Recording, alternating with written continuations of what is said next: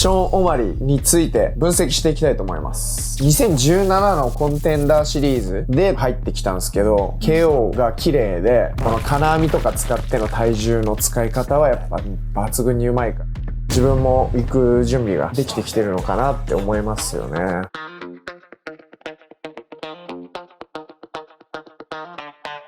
Welcome to リニアチャンネル、中村リニアです。今日はショーン・オマリーについて、今の UFC バンタム級チャンピオンですね、防衛1回のショーン・オマリーについて、どこが強いのかとか、自分が勝つにはどうしたらいいのかとかを分析していきたいと思います。はい。避けては通れないんで、はい、頂点行くには。実際は、僕が上に行くには、現実的に試合数と今、怪我の状況見て、1年半から2年はかかると思いますけど、その時に上にいるかって言ったら、どうなんだろうなっていう気はありますね。はい、気持ちとしては、戦ってみたいですか？めちゃめちゃ、はい、ありますね。だからやっぱいてほしいですけどね。もうすでにボクシングマッチとか口に出してるから、もういいってみたいな。じゃあ早速ね、今日話していただければと思いますので、よろしくお願いします。お願いします。まずショーン・オマリーに対してリニア選手はどういうふうに思われてます？出てきた時は打撃のパフォーマンスがすごい2017のコンテンダーシリーズで多分入ってきたんですけど、その時からもうすごかったですよね。KO が綺麗で、当時は21歳とかわかんない。でもそんぐらいの時に、だから超若手で高身長のスラッとしたストライカーが来たなっていう感じ。で、解説にいたスヌープドッグが、オーマリー、オーマリーってなんかもうずっと言ってた。それが染み込んでこう広がったんじゃねえかなぐらい。オマリーのケオもすごかったけど、スヌープがすごい喜んでて、なんかその前のあれは分かんないですよ、でも多分お互いマリファナ好きをこう SNS とか好きとかいう次元じゃない、もうライフスタイルのレベルで取り入れてる共通点もなんかあんのかなとは思ったんですけど、スヌープドッグが共鳴してて、その KO に対してなってて、そっからこうなんか人気に火がついたんじゃないかなって僕の印象ですね。特別面白い発言をするとかはないんですよ、別に。なんか面白いことしてるわけでもないし、一目でキャッチしやすいレインボーのアフロヘアとタトゥーですよね、顔にももうカラフル。オマリーって言えばすごいカラフルなイメージじゃないですか。やっぱ花があるですもんね、あの人は。そうですね、はい。そこでピエロにならないというか、本当に実力をつけてチャンピオンになったっていうのはすごいっすよね。若干 UFC からのプッシュはマッチメイク的に感じましたけど、ああいうファイターが勝つとみんな格闘技やりたくなりますからね、なんかね。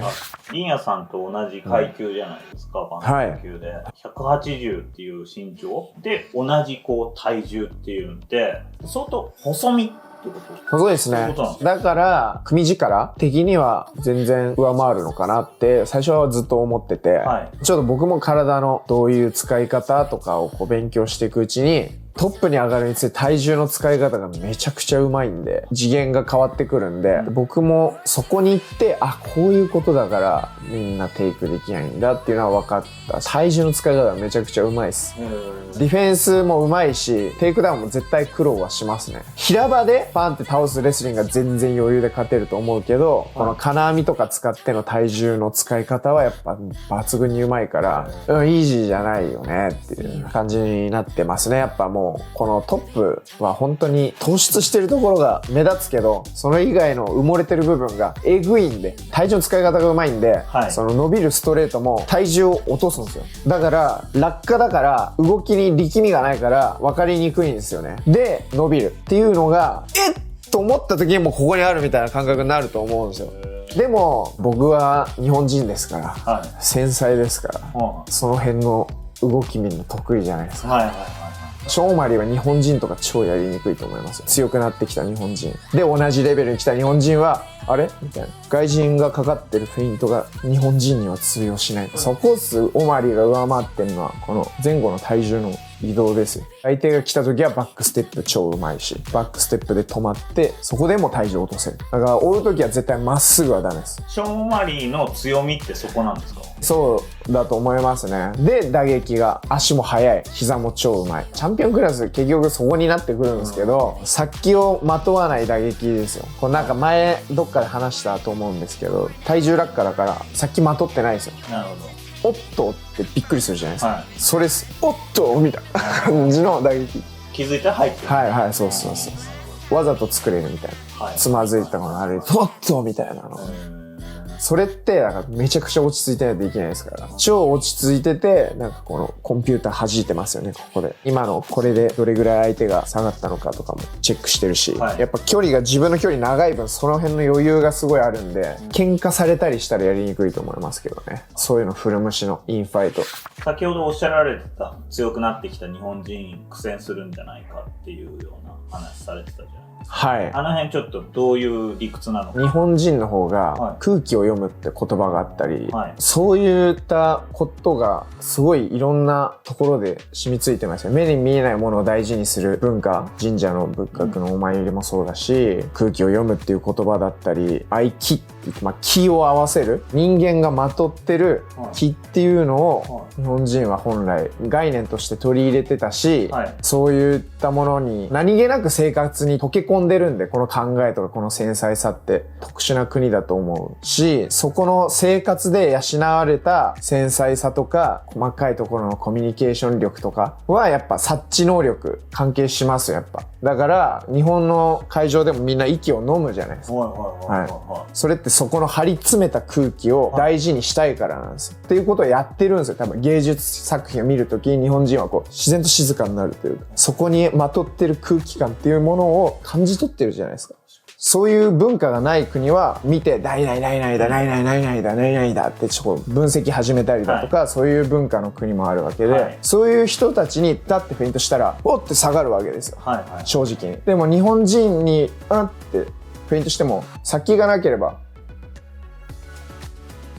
来いよみたいな感じになるんです。だからそこ読み取れるんですよ。力がすごいあるんで、はい、オマリーは海外の選手なのに、そこを使うのが超うまいっていうことです。はい。そこめっちゃ見てるっす。日本で試合したいとか言ってたし、はい、そういうのも、はい、知ってんじゃないかなって使ってますよ。はい、きっとね。はい。だから最強なんですよ、武道は。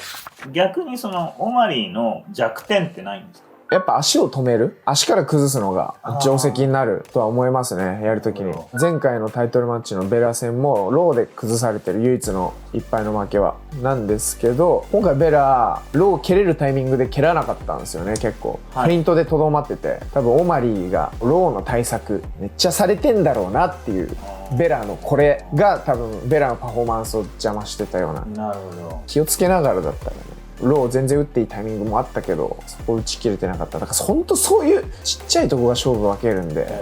オマリー崩すのに足から行くか、中潜って昇竜拳、小テースゴチンとした顔はあんましてないんで、はい、当たれば結構効くんじゃないかなと思いますね。あれ100の質問でしたよね。あった何回勝ちますかってやつ。多分視聴者さんからの、はい、オマリーです今、はい、10回やって何回勝てますかっていう、はい、2回勝てるとおっしゃられたんですよ。そうですね。今例えば3ヶ月後決まりましたって作ったら8回はまだ負けるだろうなって感じですけどね、は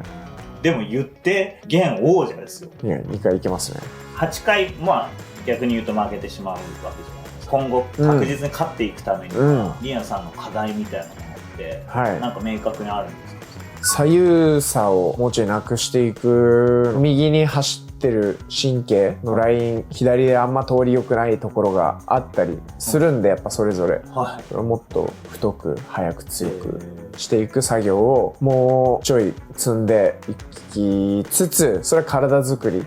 として、はい、取り組んでって、その体があれば正直あとは経験だ、経験。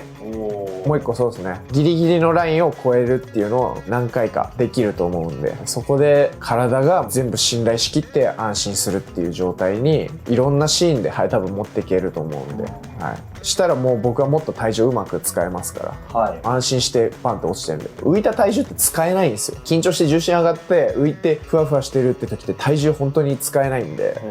なんか夢の中で走ってる時みたいな感覚ですよ。あれ体重ないじゃないですか。体重欲しいって思わないですか？ってあの時ってなんかから逃げてるから、